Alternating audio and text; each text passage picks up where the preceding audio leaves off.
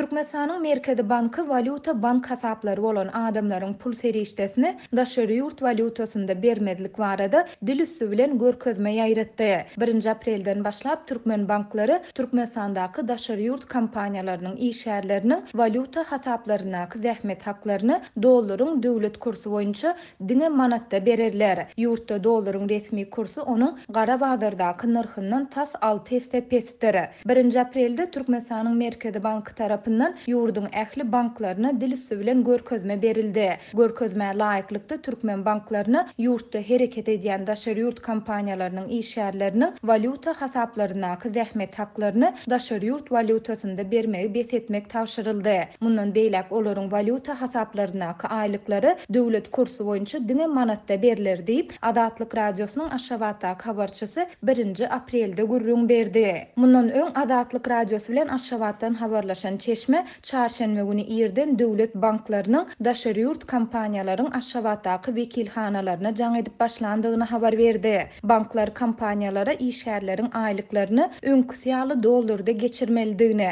ýöne olaryň aýlyklarynyň döwlet kursuna göre manatda beriljekdigini aýtdylar. Häzir banklarda uly nowatlar döredi. İşgärler valyuta hasaplaryna aýlyklaryny dollarda almaga synanşarlar diýip Çeşme 1 aprelde beren maglumatynda aýtdy. Adatlyk radiosyna bu barada Türkmenistanyň Merkezi Bankyndan resmi kommentari almak başartmady. Bu barada Türkmen News neşri hem Petronas, Dragon Oil we buýuk ýaly kompaniýalaryň Türkmenistandaky edaralarynda işleýän çeşmelerine salgylanyp 1 aprelde habar berdi. Türkmen banklary dollardaky aýlyklary Visa valyuta kartlaryna salyp, olardan daşary ýurtlarda peýdalanyp boljakdygyny aýdýarlar. Ýöne kartdaky puldan bir güniň dowamında diňe $50 nagdlaşdyryp ýa-da nagd däl amallar üçin ulanyp bolýar. Şeýlede iň azyndan häzir Tomuz paslynyň çenli hiç ýere gidip bolmaýar diýip neşir Aşgabatdaky çeşmesiniň sözlerini getirdi. 2015-nji ýyldan bäri Türkmenistanyň Merkezi Banky dollaryň resmi kursuny 3,5 manat möçberinde saklap gelýär. 2016-njy ýylyň ýanwarynda bolsa Türkmenistanda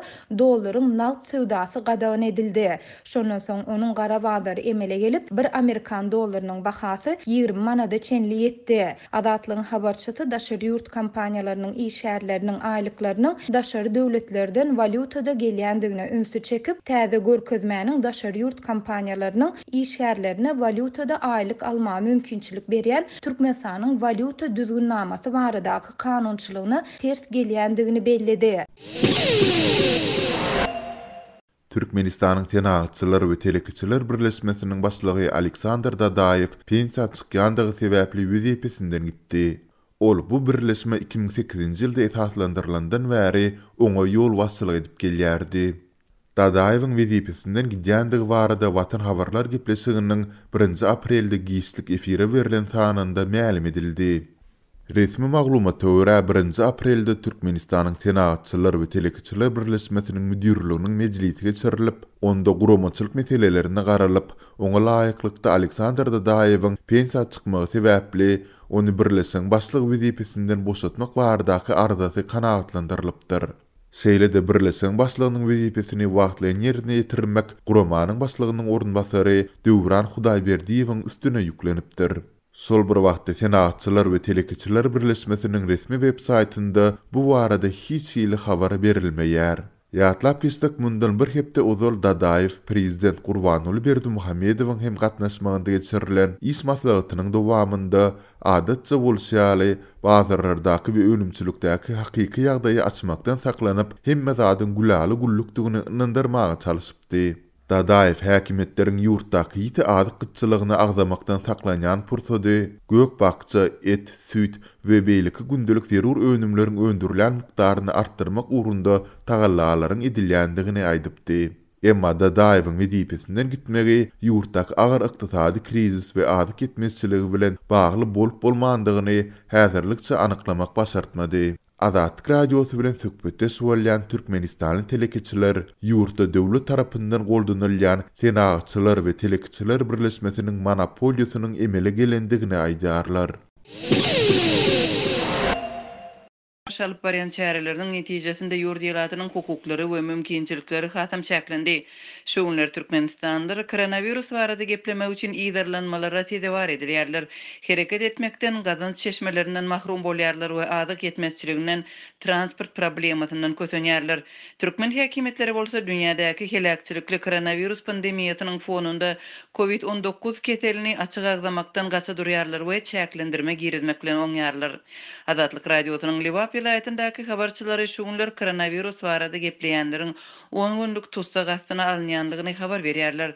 Liwap vilayatynyň birnäçe etrafynda Milli Howpsuzlyk ministrliginiň işgärleri adamlary koronavirus agzanlygy üçin ýerlerler. Adamlaryň 10 günlük tutsag edilen ýagdaýlary bar. Adamlar gorkýarlar diýip habarçymyz 2 aprelde Liwapdan gürrüň berdi. Onuň sözlerine görä regionyň ilatyna öz etraflarynyň daşyna çykmak gadagan edilipdir. Vilayatyň çäginde transport gatnawy ýatyrylypdyr. Şu gün Türkmenabad we Saýat Dargandakda etraflary öz hereketlerini dolu yapdylar. Indi hatda saglyk hakyndaky resmi namalar bilen hem goňşy etraflara baryp bolmaýar. Ýazgy boýunça oturan ýaşaýyş punktyň daşyna çykmaly däl, transport gatnawy dolu ýatyryldy diýip habarçymyz aýdar. Türkmen häkimetleri koronavirusyň ýaýramazlygy üçin 19 martda paýtagty ýapdylar. 20 martdan beri raýatlaryň vilayatlaryň arasyndaky hereketini belli bolmadyk wagt möhleti bilen çäklendirdiler we raýatlardan ýürüýte ruhsat hatyny hem saglyk hakyndaky resmi namalary talap etdiler.